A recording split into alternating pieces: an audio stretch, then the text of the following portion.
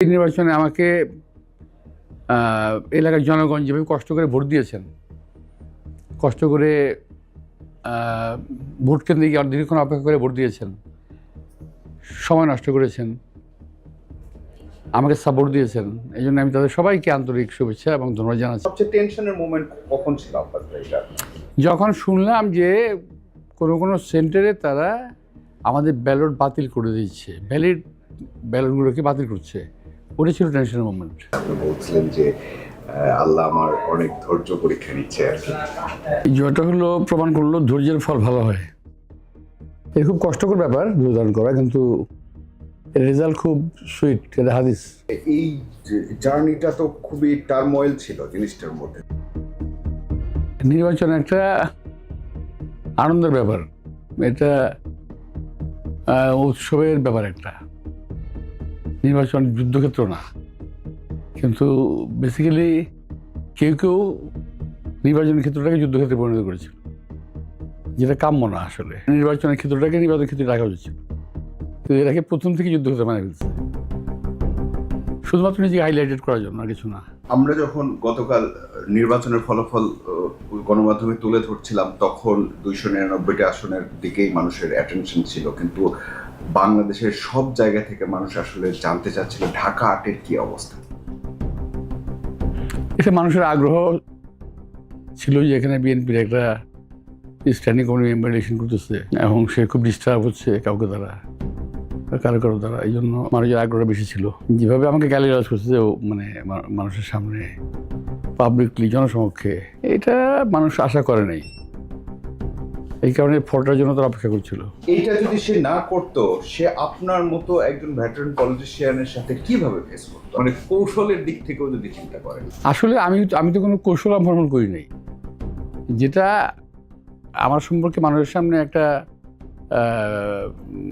আমার সম্বন্ধে যে একটা ন্যারেটিভ তৈরি করা হয়েছে মানুষের কাছে, এটা করেই সে নিজেকে হাইলাইটেড করছে কেউ। তো এটা একটা কৌশল, কিন্তু অপকৌশল। এটা ওর জীবনে একটা নির্বাচন হতে পারে, অন্য কারো। কিন্তু আমি তো একটা নির্বাচন করিনি, অনেকগুলো নির্বাচন করছি। আমার সঙ্গে অনেক বাঘা প্রার্থী ছিল এক সময়, কিন্তু এই নির্বাচনটা একটু ব্যতিক্রমে হয়ে গেছে। ভিন্ন রকম একটা লেসন দিল মনে হয় ফাইনালি এসে। আপনার প্রত্যেক মুহূর্তে একটা আপনি তো বলছেন যে আপনি মেন্টালি ডিস্টার্ব ফিল করেন সামটাইমস। হ্যাঁ, ওখানে সে সফল হয়েছে, ওখানে তার সফলতা আছে নিঃসন্দেহে, মানে কারো। কিন্তু সেটা একটা কম্পিটিশনে চলেও এসেছিল, এবং আপনি নিজেও বলছিলেন যে নির্বাচনে কে জিতবে সেটা আসলে কখনো আগে ডিক্লেয়ার করার বিষয় না। কিন্তু মানুষ তো যারা পলিটিক্স করে তারা তো তাদের ভোটারদের মধ্যে কনফিডেন্স তৈরি করার জন্য একটা পজিশন নেয়। এই ধরনের অপপ্রচার কখনো কনফিডেন্স তৈরি করার কৌশল হতে পারে না। আমার প্রতি যা কিছু বলা হয়েছে কিন্তু অপপ্রচার, কোনো প্রচার তো না। পলিটিশিয়ানদের বা ক্যান্ডিডেটদের সব আসনেই এক ধরনের কমিটমেন্ট থাকে জনগণের প্রতি, যে আপনাকে আমি এই সার্ভিস দিব, এলাকার এই উন্নয়ন করব।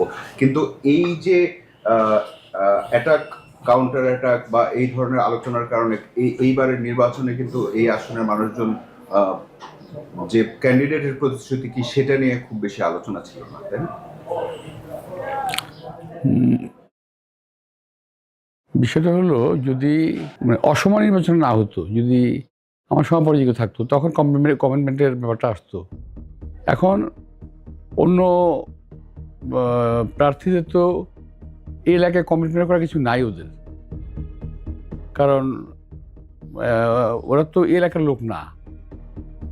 এমনকি এখনও যদি তোমাকে বলি যে তুমি একটু ইন্টারভিউ নিয়ে আসো, তাহলে ঠিকানা পাও কিনা খুঁজে, কোন ঠিকানায় যাবা, যাও না ঠিকানা রেখি, অ্যাড্রেসে বলো না তুমি। পারে তোমাকে আমি ঢাকা লন্ডন ফ্লাইট টিকিট দেবো। সে তো আপনাকে ডাইরেক্ট হচ্ছে যে গ্যাংস্টার বলেছে, আপনাকে চাঁদাবাদ বলেছে, আর বলছে তো অনেক কিছু বলছে, মাদক সম্রাট বলছে, আরও কত কিছু, মানে ওই যখন যে আসে বলছে আর কি। অর্থাৎ যে ভাষাগুলো ওর জানা আছে, যে ভাষাগুলো প্র্যাকটিস করে আসছে, ওই ভাষাগুলোই প্রয়োগ করেছে আমার উপরে। ওই সময়টাতে আপনি আসলে কেমন ফিল করতেন? না, আমি খারাপ ফিল করিনি, আমি ইয়ে করছি। এবং আপনি লাস্ট বলেছেন যে আল্লাহ যেন আমাকে ইলেকশন পর্যন্ত ধৈর্য সময় দেয়। এখন তার ব্যাপারে আপনার মন্তব্য কি? না, আমার আগের প্রতি মন্তব্য, আমার কোনো মন্তব্য নেই। শুধু এটুকু বলবো যে আল্লাহ যেন ম্যাচিউর করে ব্রেনের দিক থেকে, যদি দেশকে ভালোবাসে, দেশের একজন পলিটিশিয়ানকে রেসপেক্ট দিতে হবে। আমরা তো একদিনে এখানে আসি নাই, ওই যেটাই বলুক আমাকে, খারাপ বলুক ভালো বলুক, যেটাই বলুক, কি যে যাই বলুক, এখানে তো আমরা একদিনে আসিনি, তাই না? আমরা ধীরে ধীরে ধাপে ধাপে উঠে আসছি। কেউ যদি ওখানে হঠাৎ করে যেতে চায়, এটা পসিবল না। আপনার কি তার উপর কোনো রাগের ব্যাপার থাকবে কিনা, আছে কিনা? হিন্দিতে একটা কথা আছে, রাত গাই বাদ গাই। নির্বাচন গেছে, সব শেষ হয়ে গেছে, আর কিছু কি আর কি আছে? মানে আপনাদের মধ্যে পারস্পরিক সৌহার্দ্যপূর্ণ সম্পর্ক হতে পারে কিনা? কেন হতে পারবে না? আমার তো ওর সঙ্গে জীবনে আমার কথা হয়নি কোনোদিন, সামনাসামনি দেখা হয়নি কোনোদিন। তো সৌহার্দ্য হবে কি হবে না, ওটা দেখা হওয়ার পরে, কথা হওয়ার পরে বোঝা যাবে। না, আমরা কিন্তু অনেকেই আসতে পারে। বিএনপির চেয়ারম্যানের আসনে কি হবে, জামাতের আমিরের আসনে কি হবে, তার চেয়েও এই আসনের প্রতি মানুষের আকর্ষণ ছিল। এবং শেষ মুহূর্তের সময়টা আপনার কেমন কেটেছে? যখন রেজাল্ট পেলেন তখন আপনার অনুভূতির জায়গাটা কেমন ছিল? আমার অনুভূতি একটা যেটা ছিল, সেটা শুনলে খারাপ লাগবে অনেকের, কিন্তু সেটা হলো যে এতগুলো ভোট পাওয়ার তো কথা না ওর, তারপর এতগুলো ভোট পায় কী করে? এখানে ইলেকশনে ইঞ্জিনিয়ারিং হচ্ছে তো বিশাল রকম। বলেন। হ্যাঁ, অফকোর্স ওদের একটা টিম ছিল, কালকে আমি চোখে দেখাই, 1000-এর একটা ফোর্স ছিল, 1000, প্রায় 1000-এর মতো। এটা 18 থেকে 22 বছরের ছেলেদের, তারা বিভিন্ন সেন্টারে গেছে, পুলিশ সেন্টারে গেছে, ঢুকে সিল মারতে চলে আসছে। এটা ব্যালট পরীক্ষা করলে পাওয়া যাবে। তারাও তো আপনার বিরুদ্ধে এই ধরনের কথা বলছে। আমার বিগত রাজনৈতিক জীবনের পাঁচটা এই করেছি, আমি নির্বাচন করেছি, কোনো রেকর্ড নাই। কিন্তু বাংলাদেশের রাজনীতিতে বলেন বা এই আসনের রাজনীতিতে বলেন, মির্জা আব্বাস তো একজন ক্যারেক্টার। সেখানে আপনার আসনে এসে আপনার যে ভোট ব্যাংক, আপনার যে জনবল, সব মিলিয়ে কি আরেকজনের পক্ষে ইলেকশন ইঞ্জিনিয়ারিং করা সম্ভব এখানে?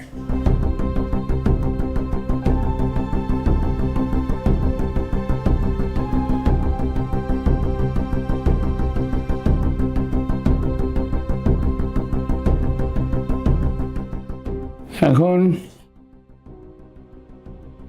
নিজেকে প্রতিষ্ঠিত করার জন্য অনেক অপকৌশল, অপকর্ম কিছু আছে না, তার একটা পার্ট।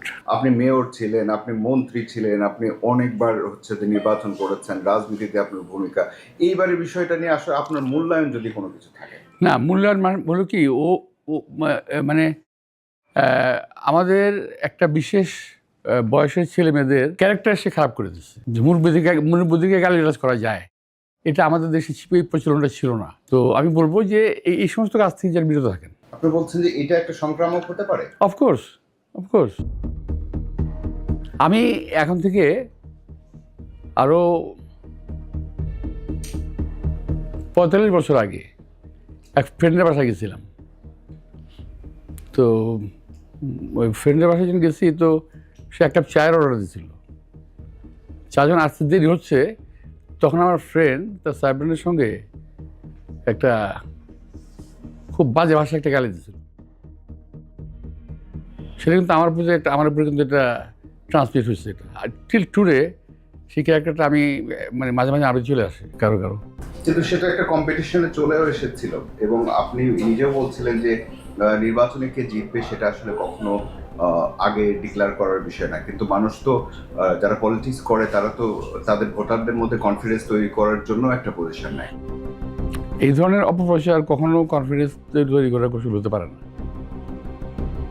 আমার মধ্যে যা কিছু বলা হয়েছে কিন্তু অপপ্রচার, কোনো প্রচার তো না। পলিটিশিয়ানদের বা ক্যান্ডিডেটদের সব আসনেই এক ধরনের কমিটমেন্ট থাকে জনগণের প্রতি, যে আপনাকে আমি এই সার্ভিস দিব, এলাকার এই উন্নয়ন করব। কিন্তু এই যে অ্যাটাক, কাউন্টার অ্যাটাক বা এই ধরনের আলোচনার কারণে এইবারের নির্বাচনে কিন্তু এই আসনের মানুষজন যে ক্যান্ডিডেটের প্রতিশ্রুতি কি সেটা নিয়ে খুব বেশি আলোচনা ছিল না, তাই না?